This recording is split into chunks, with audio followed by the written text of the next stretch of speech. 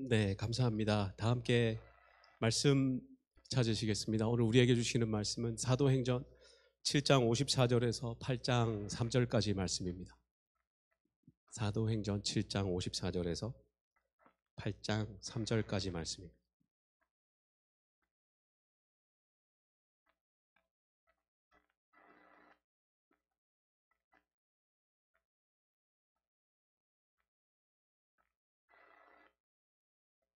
네, 찾으신 줄 알고 제가 7장 54절부터 읽으면서 한 절씩 교독하도록 하겠습니다. 그들이 이 말을 듣고 마음에 찔려 그를 향하여 이를 갈거늘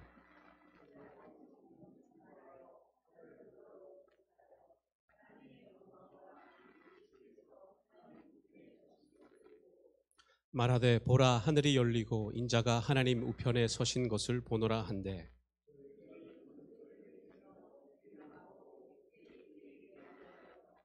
성 밖으로 내치고 돌로 칠세 증인들이 옷을 벗어 사울이라 하는 청년의 발 앞에 두니라.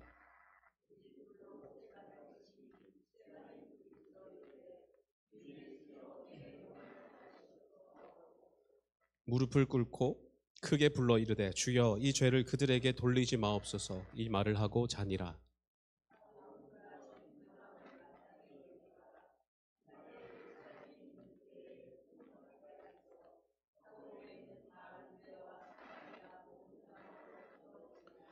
경건한 사람들이 스데반을 장사하고 위하여 크게 울더라. 사울이 교회를 잔멸할새 각 집에 들어가 남녀를 끌어다가 옥에 넘기니라. 아멘. 우리가 읽은 이 말씀을 가지고 참 증인이라는 제목으로 말씀을 선포하고 또 함께 은혜를 나누려고 합니다. 우리가 잘 아는 스데반 이야기죠. 예수님께서 부활하시고 나서 초대교회 예루살렘 교회를 중심으로 어마어마한 부흥의 역사가 일어나게 됩니다. 예수님의 제자들뿐만 아니라 스데반도 그 부흥에 일조하는 한 사람으로 나타나고 있는데요. 유대인들에게 참 미움을 많이 받았죠. 왜냐하면 유대인들에게 있어서는 자신들의 하나님, 이스라엘의 여호와 하나님만이 참 신이시고 그분만이 자신들에게는 하나님이신데 스데반의 메시지에 의하면 예수님도 동일한 하나님이시고 죽음 가운데 부활하셨다라는 메시지를 계속적으로 전했기 때문이죠. 사도행전 6장부터 계속 스데반이 등장하면서 그렇게 복음 전파하는 모습을 볼 수 있는데요. 그 스데반을 상대하다 보니까 사람들이 소위 말하는 그 말에 있어서 잽이 안 되는 겁니다. 그래서 그들이 택했던 방법은 6장 13절에 나오듯이 거짓 증인들을 세웁니다. 스데반을 모함하기 위하여서 사람들을 돈으로 매수를 하고 거짓 증인들을 세워서 스데반을 잡아오죠. 그리고 7장에서부터는 그 공회라는 곳, 유대인들의 리더십으로 구성되었고 때로는 예배도 드리고 재판도 행하였던 모임이었던 공회라는 곳에 스데반이 잡혀갑니다. 그래서 사도행전 7장 1절부터는 계속적으로 스데반이 긴 설교를 하는데요. 그 설교의 내용을 보면은 자신의 말을 듣고 있는 유대인들의 조상이었던 이스라엘 백성들이 얼마나 하나님 앞에 완악한 사람들이었는지, 그리고 그들의 후손이었던 유대인들 역시 예수님을 죽이면서 얼마나 악한 일을 행하였는지 그것을 고발하는 내용이 사도행전 7장 1절부터 53절까지 내용으로 쭉 이어지고 있습니다. 그 설교가 마친 이후에 우리가 읽은 7장 54절의 내용이 나오는데요. 그 내용을 다 들은 유대인들이 54절에 보니 마음에 찔려 그를 향하여 이를 갈았다라고 그렇게 표현하고 있는데요. 특히 스데반이 이 설교를 하면서 그 유대인들을 표현했던 방법이 있습니다. 오늘 우리가 읽지는 않았지만 사도행전 7장 51절에 보면은 너희도 너희 조상과 같이 항상 성령을 거스르는 도다라고 그렇게 표현하고 있습니다. 그런데 반대로 우리가 읽었던 55절의 말씀에서는 스데반을 어떻게 묘사하고 있습니까? 스데반이 성령 충만하여 하늘을 우러러봤다라고 그렇게 표시를 하고 있죠. 다시 말해서 지금 스데반과 그 유대인들의 대립은 성령 충만한 한 사람과 성령을 거스르는 사람들 사이의 대립으로 그려지고 있는 것이죠. 이 원리가 정말로 우리 신앙생활에 있어서 중요합니다. 왜냐하면 우리가 하나님의 백성으로서 오늘 이 땅을 살아가는 것은 성령 충만한 자로서 성령 충만하지 못한 개인과 공동체 혹은 성령을 거스르는 많은 현상들을 우리가 대립하면서 그렇게 살아가고 있다고 할 수 있는 것이죠. 이 땅에는 아직 불의가 많이 일어나고 있고 예수 그리스도의 영이신 성령을 거스르는 현상들이 너무나 많이 일어나고 있습니다. 마치 유대인에 둘러싸여 있던 그 스데반의 모습처럼 우리가 성령 충만한 삶을 살아갈수록 성령을 거스르는 그 존재들과 계속적으로 대립을 하게 되는 것이죠. 그런데 여기서 문제가 발생합니다. 무슨 문제입니까? 우리가 성령 충만한 삶을 살아가려고 발버둥 치다 보면은 결국 우리에게 고난이라는 것이 찾아온다는 것이죠. 이런 대립 구도를 우리가 잡아놓고 오늘 본문으로 다시 한번 더 들어가면은 이제 스데반에게 무슨 일이 일어납니까? 55절과 56절에서 보면 스데반이 하늘에서 하나님과 또 그와 동등하게 옆에 서 계신 예수님을 바라본다라고 그렇게 고백합니다. 그러자 유대인들이 더욱더 분을 내기 시작하죠. 예수님이 부활했다라는 그 사실을 전하는 것에 그치지 않고 이제는 그 예수님께서 하나님과 동등한 위치에 서 계신다고 하니 이건 그야말로 그들에게 있어서는 신성모독이었던 것입니다. 그래서 우리가 읽은 57절에 보면은 그들이 소리를 지르며 귀를 막고 일제히 그에게 달려들어라고 그렇게 이야기를 하죠. 글로 봐서는 우리가 어느 정도로 이해할 수 있을런지 잘 모르겠지만은 실제로 우리가 이 현상을 목격한다면 다시 말해서 한 사람을 처단하기 위해서 많은 무리들이 소리를 지르면서 스데반에게 달려가고 있는 그런 모습을 우리가 목격을 한다면은 정말 그야말로 그 사람들이 뭔가 광적인 혹은 정신이 좀 이상한 그런 사람들로 보이지 않을까 생각합니다. 나아가서 우리가 1인칭 시점에서 많은 무리의 사람들이 내가 한 말 때문에 화가 나가지고 나를 처단하기 위해서 그렇게 한꺼번에 몰려온다면은 그야말로 공포스러운 모습이 아닐까 그런 생각이 들더라고요. 사실 지난 주일에 이 내용을 가지고 우리 유스 또 대학부 아이들과 이렇게 말씀을 나누었었습니다. 그리고 이 대목에서 스데반이 돌에 맞아 죽기까지 그렇게 처벌받는 그 대목에서 아이들에게 물었어요. 너희는 이런 상황에서도 이렇게 돌에 맞아 죽기 직전에서도 계속적으로 담대하게 복음을 전할 수 있겠냐라고 그렇게 물어보니까 아이들이 잠잠히 생각에 빠지더라고요. 그래서 그 중에 한 아이가 저에게 물어봤습니다. 목사님은 어떠시냐고. 그래서 저는 자신 있게 NO라고 대답했습니다. 그러니까 아이들이 고개를 갸우뚱하더라고요. 그래요. 아니 지금 이 사람들이 나한테 화가 났다니까 라고 설명을 하니까 애들이 또 이렇게 갸우뚱하더라고요. 아니 손에 돌을 들고 있다니까. 또 고개를 갸우뚱해요. 돌을 한두 대 맞는 게 아니라 죽기까지 돌에 맞아야 된다고. 그러니까는 또 고개를 갸우뚱해요. 그래서 저의 결론은 이거였습니다. 목사님은 지금 이 순간에 정말 용기가 없는 목사님이 되었고 너희들은 세상을 몰라도 너무 모른다라는 그런 결론을 내렸는데요. 그런 것 같습니다. 고난이 가지고 있는 성격이 우리 삶에서 그런 것 같아요. 말 그대로 아프거든요. 겪고 싶지 않은데 겪어야 되고 그리고 그 고난의 강도와 빈도와 정도가 세질수록 우리가 얼마나 그것이 심한지 알고 있기 때문에 우리가 복음으로 인하여서 겪는 이 고난에 대해서 두려워하는 것이 사실인 것 같습니다.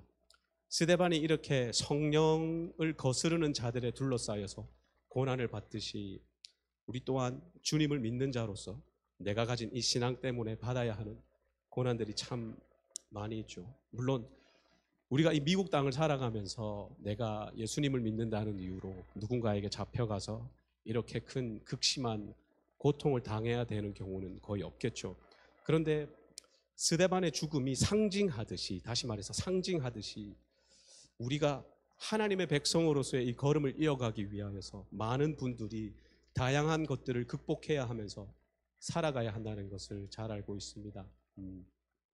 정말 단적인 예로 저에게는 중학교 때부터 친했던 한 친구가 있었습니다. 너무 친했던 친구들 중에 한 사람이어서 제가 교회 다니지 않는 그 친구에게 늘 전도를 했죠. 교회 가자고. 그러다가 고등학교를 다른 곳으로 가게 됐고 제 연락이 조금씩 뜸해지게 됐습니다. 그리고 대학교를 졸업하고 제가 서울에서 한 교회를 전도사로 섬기고 있을 그 시점에 이 친구에게서 이제 연락이 온 겁니다. 그래서 반갑게 인사를 하고 안부를 묻고 그렇게 하다가 제가 이제 제 소식을 전했죠. 나는 이제 대학교를 신학과를 졸업하고 지금 신학대학원을 다니고 있고 서울에서 한 교회를 전도사로 섬기고 있다라고 했을 때 여러분 기억나십니까? 예전에 우리가 쓰던 그 접었다 폈다 하는 그 폴더 폰이죠. 그 폰으로 문자를 주고 받았는데 저의 이런 상황을 이야기를 하니까 그 친구에게 대뜸 이런 문자가 왔습니다. 여전하네 전지성 하면서 크크크 이렇게 왔더라고요. 그냥 조크로 한번 웃자라는 거죠. 옛날부터 그렇게 지냈으니까. 무슨 말입니까? 중학교 시절에 친구들이 주일에 꼭 놀러 가자고 그렇게 해요. 그러면 저는 대답이 항상 안 된다라는 거였습니다. 교회 주일 성수를 해야 되고 예배 드려야 되기 때문에 친구들과 못 놀았었고 더구나 토요일 역시 친구들과 잠깐 놀다가도 시간이 되면은 교회 성경 공부나 뭐 찬양팀 연습 그런 것 때문에 늘 일찍 돌아왔어야 했었죠. 그리고 월요일에 다시 학교를 가면은 친구들이 놀리는 겁니다. 교회가 그렇게 좋더냐? 친구들보다 교회가 그렇게 좋더냐라고 이렇게 놀리는 거죠. 이 모든 기억들을 다 알고 있는 이 친구가 보냈던 문자가 바로 여전하네 전지성 크크크였습니다. 그런데 그 친구가 대뜸 결혼을 한다고 그래요. 그리고는 저에게 초대를 하더라고요. 그러면서 부산에서 결혼식을 하니까 한번 와 달라는 겁니다. 그래서 가주겠다고 그랬습니다. 그런데 문제는 날짜를 들어보니까 주일날 한다고 그러는 거예요. 그래서 제가 그 문자를 받자마자 미안한데 못 가겠다라고 그렇게 이야기를 했죠. 그 친구가 좀 서운해하는 겁니다. 그래서 뭐 친구 결혼식인데 다른 것도 아니고 교회 한번 빠지면 안 되냐고 그렇게 물어보길래 이 친구에게 있어서는 아마 교회라는 것이 좀 급한 일이 있으면 한 번 정도는 빠져도 되는 그런 수준의 것으로 생각이 되었던 것 같아요. 그래서 제가 자초지종을 설명하고 전도사로서 섬기는 것이 어떤 것인지 얘기를 쭉 했더니 아무런 효과는 없고 그냥 계속 서운해만 하는 겁니다. 그래서 결국 그 친구가 하는 말이 교회에 뼈를 묻으라고 하는 겁니다. 그러면서 이제 비꼬는 거죠, 조금씩. 대뜸 저에게 도전을 하는 겁니다. 그러면 결혼 장소를 서울로 옮겨주면 올 수 있냐고 그렇게 물어보더라고요.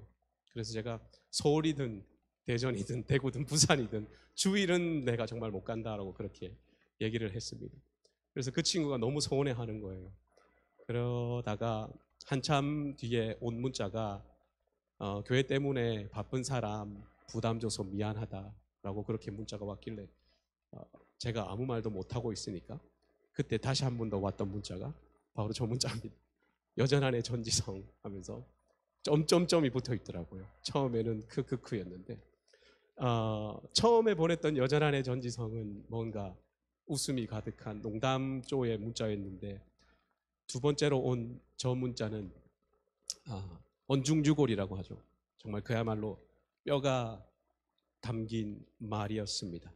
네가 중학교 때부터 그렇게 친구보다 교회를 우선시하더니 결국 커서도 그런 사람이 됐구나. 여전하네 전지성이라고 그렇게 뭔가 비수를 꽂는 듯한 그런 말을 저에게 하더라고요.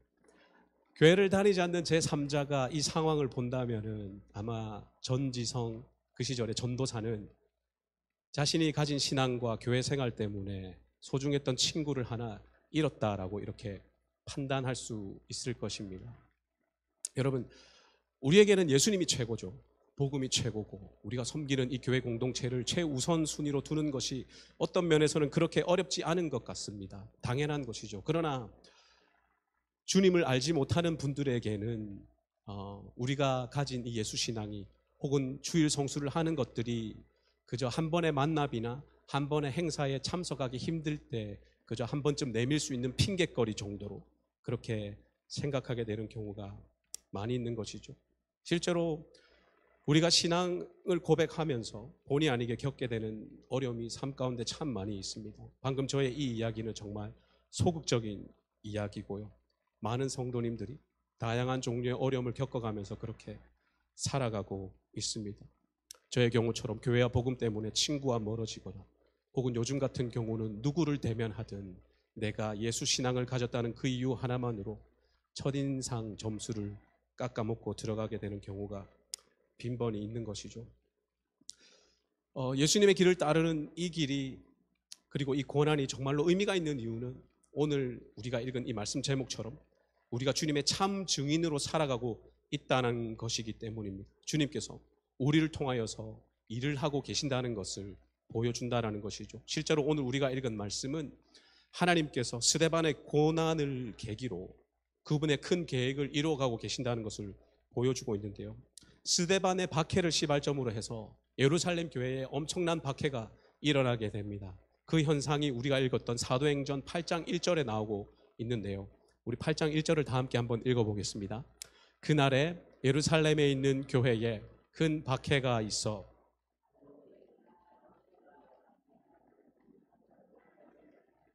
아멘. 하나님께서는 예루살렘 교회에 박해를 통하여서 사람들이 흩어지도록 하셨습니다. 그 이유는 무엇일까요? 그들을 통해서 계속적으로 복음이 전해지도록 하기 위해서. 그런데 궁금한 것은 왜 저렇게 빨간색으로 되어 있는 저 지역으로 하나님께서 보내셨느냐라는 것이죠. 우리가 사도행전의 말씀을 거슬러 올라가 보면은 사도행전 1장 8절에서 예수님께서 승천하기 직전에 제자들에게 하셨던 말씀이 있는데요. 다시 한번 다 같이 읽어보겠습니다.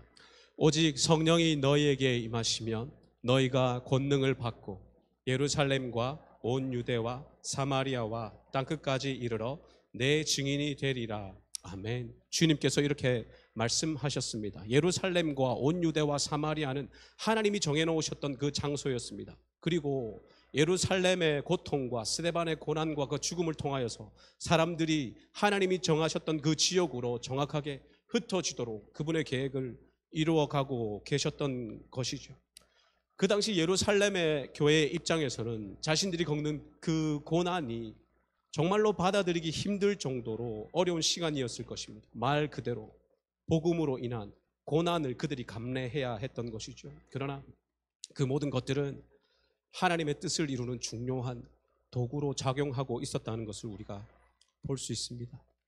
우리를 통하여서 내가 속한 공동체가 변하고 내가 만나는 사람들이 변하고 교회 안이든 교회 밖이든 나의 걸음걸음을 통하여서 하나님의 뜻이 분명히 이루어지도록 하는 것이 하나님 백성의 걸음이라는 것이죠. 그리고 이 걸음은 이미 오래전부터 세계 각지로 흩어지고 있고 우리가 소위 말하는 선교라는 이름으로 주님의 뜻이 이루어지고 있는 것입니다. 우리 비전 트립팀이 니카라과로 가 있는데요.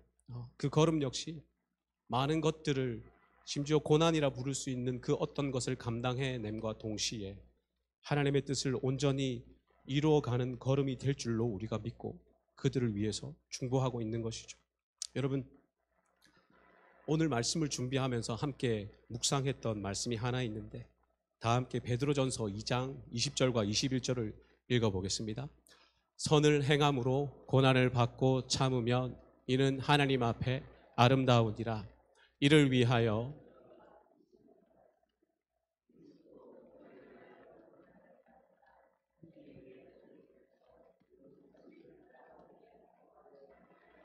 아멘.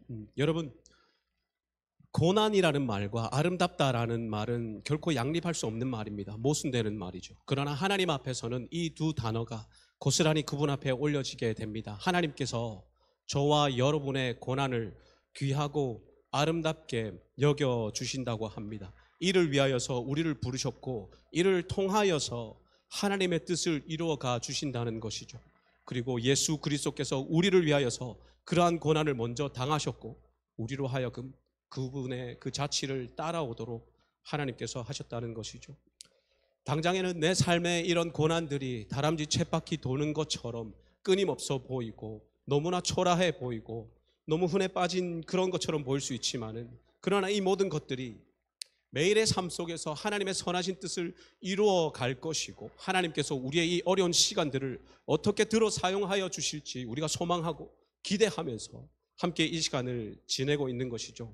그래서 이곳에서 말씀을 듣고 있는 여러분들 중 누군가는 본인이 속한 그 공동체에서 계속적으로 원만한 인간관계를 맺어가려고 노력하고 계실 것이고 가족이 겪는 혹은 본인이 겪고 있는 그 어려움과 이 치열한 생존 경쟁의 사회 가운데서도 내가 그리스도의 순결한 신부로서 이 신앙 지키고 이 믿음 지키기를 간절히 소망하는 이유가 무엇이겠습니까? 이 모든 것들이 우리가 감당해야 할 영적인 싸움이고, 그리고 감당할 수 있고 이겨낼 수 있는 영적인 싸움이라는 것을 우리가 믿고 있는 것이죠. 오늘 말씀 제목처럼 우리가 주님의 참 증인으로서 이 하루를 살아가고 있다라는 겁니다. 여러분, 오늘 말씀 제목 참 증인의 첫 번째 측면이 바로 우리가 주님의 참 증인으로 살아간다라는 것인데요, 그 두 번째 의미를 좀 간략히 살펴보려고 합니다. 여러분, 저는 이곳에 앉아 계신 한 분 한 분의 삶에서 일어나는 모든 고난과 고충들을 다 이해하면서 이 말씀을 선포할 수 있는 것이 당연히 아닙니다. 그러나 말씀의 권위에 의지하여서 여러분들을 권면하고 선포할 수 있는 것은 그리스도의 고난의 길을 따르는 이 신자들의 삶은, 그 싸움은 결코 혼자 감당해야 되는 고독한 싸움이 아니라는 것을 말씀이 보여주시기 때문입니다.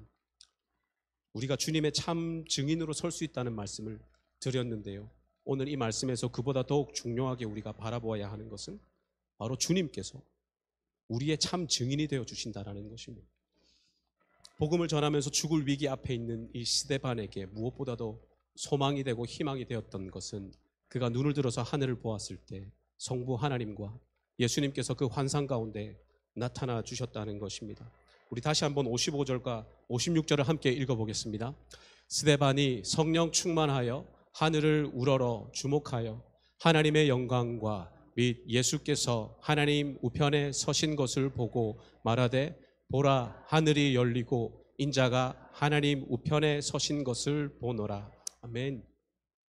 그리스도께서 하나님 우편에 서 계시며 스데반을 바라본다라고 하십니다. 여러분, 성경의 서너 구절 정도 예수님께서 승천하셔서 하나님 우편에 계시는 모습을 묘사하는 구절들이 있습니다.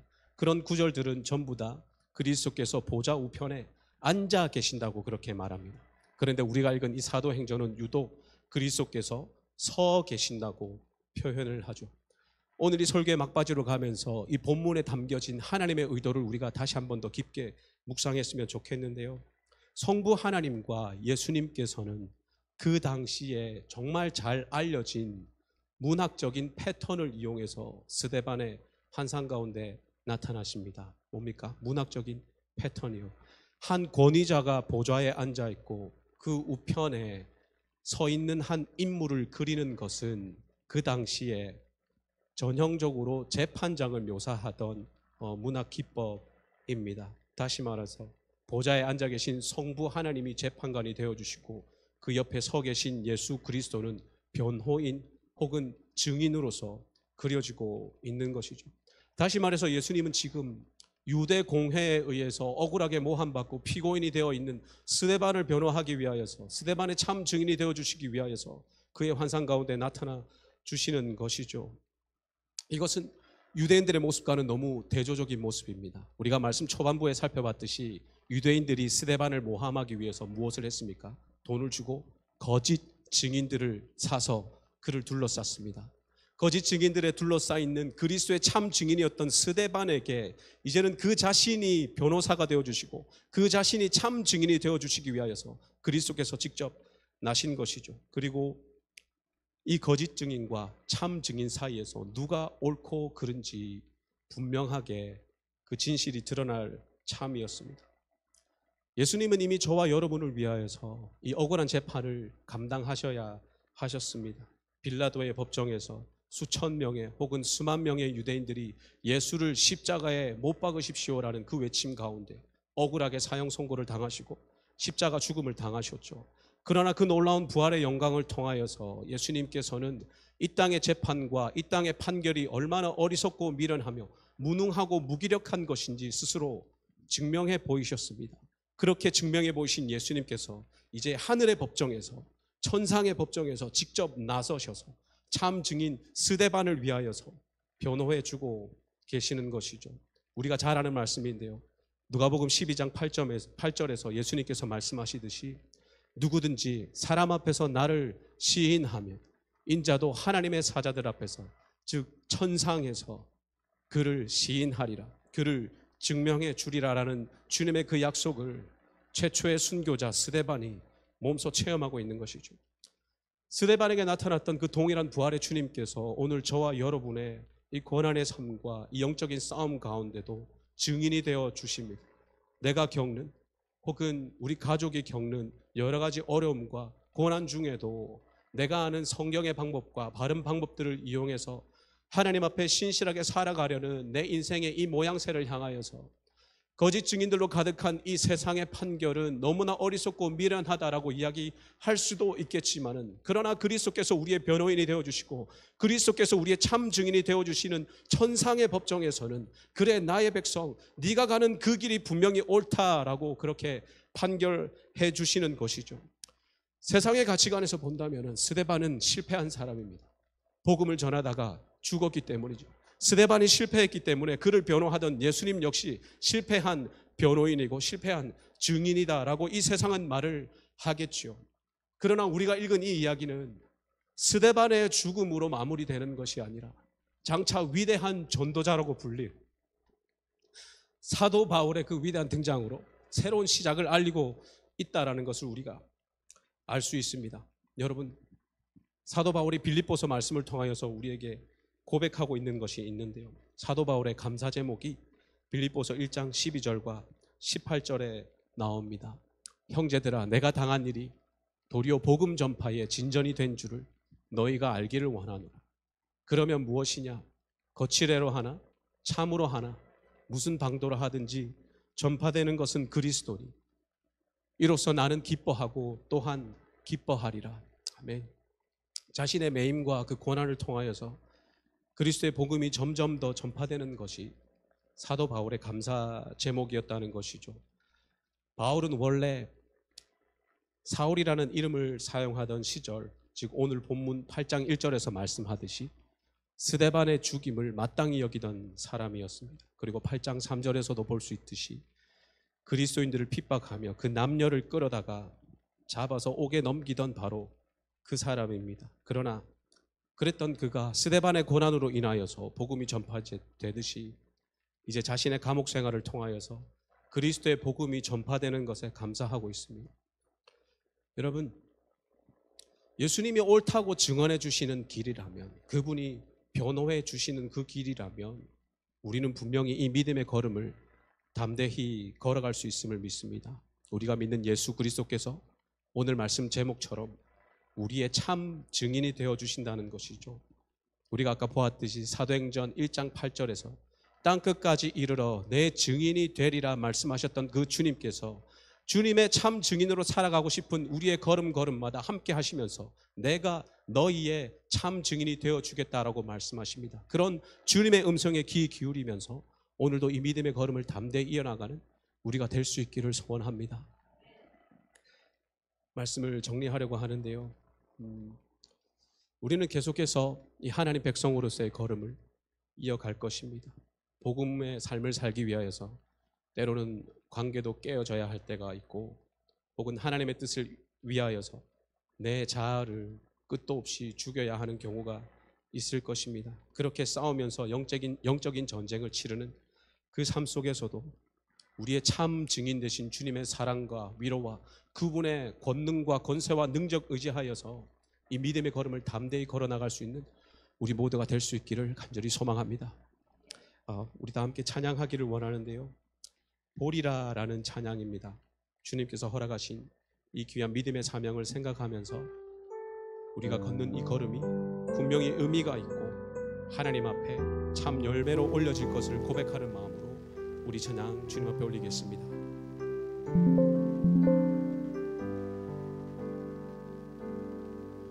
우리 오늘 눈물로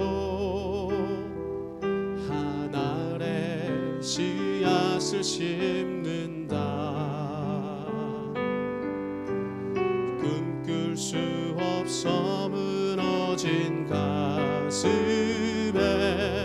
저들의 푸른 꿈 다시 돋아나도록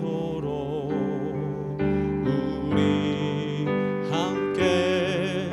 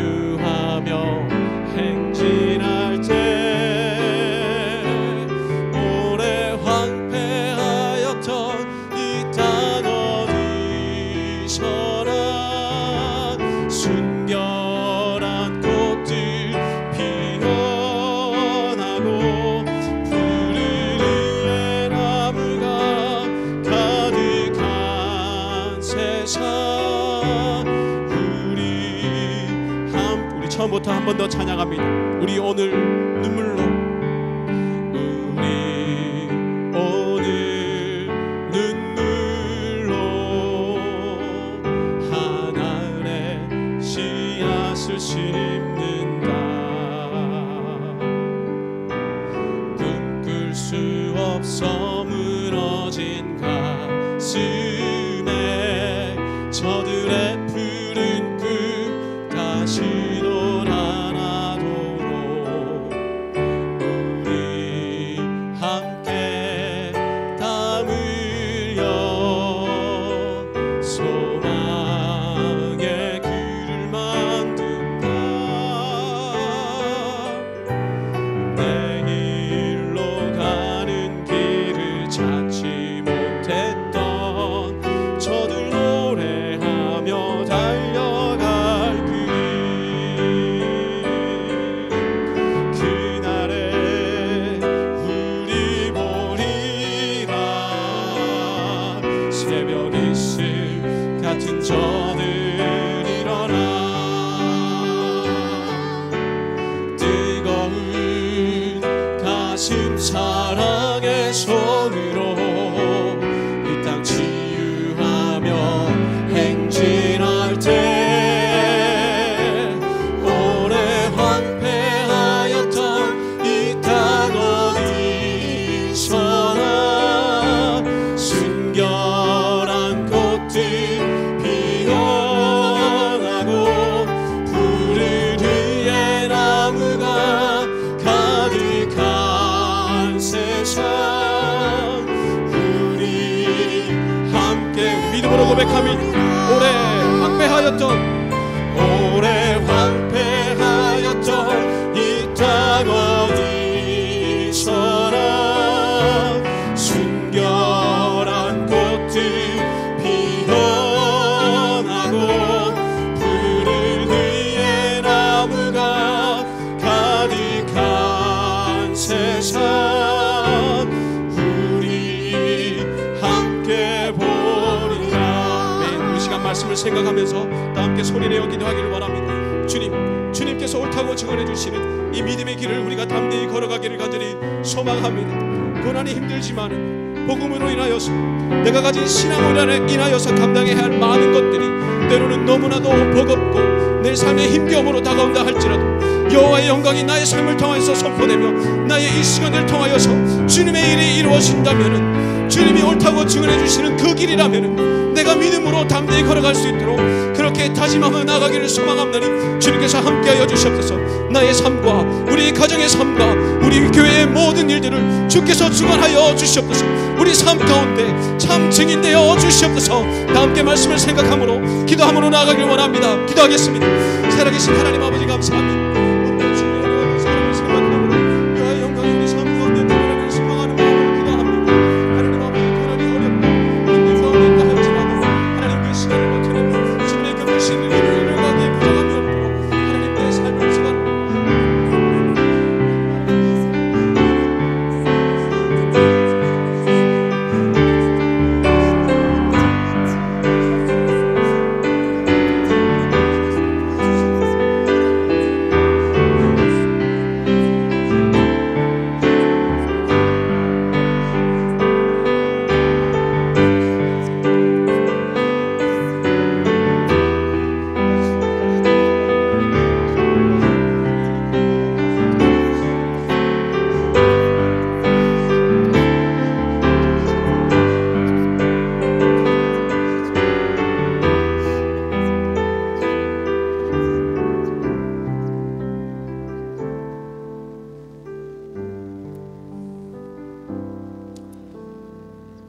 살아계신 하나님,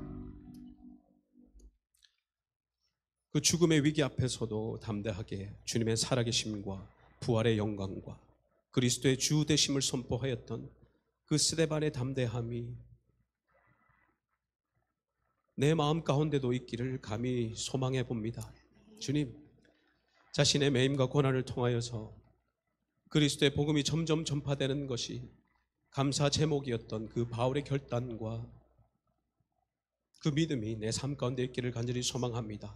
부족하더라도, 미흡하더라도 너희가 내 복음의 참 증인이 될 때 나는 너희의 참 증인이 되어줄 것이다 라고 말씀하시며 우리에게 어여가라 격려해 주시는 주님의 그 따뜻한 음성 붙들고 매일의 나의 삶 이어갈 수 있도록 주님께서 함께하여 주시옵소서. 내 삶이 그러하게 하여 주시고 우리 가정이 그러한 가정 되게 하여 주시고 우리 큰사랑교회가 그러한 믿음의 공동체 될 수 있도록 주께서 언제나 우리에게 힘과 능력을 더하여 주시옵소서. 그래하여서 그 모든 것 통하여서 주님께서 홀로 영광 받아 주시기를 간절히 소망합니다. 모든 말씀을 살아계신 예수 그리스도의 이름으로 간절히 기도하옵나이다. 아멘. 우리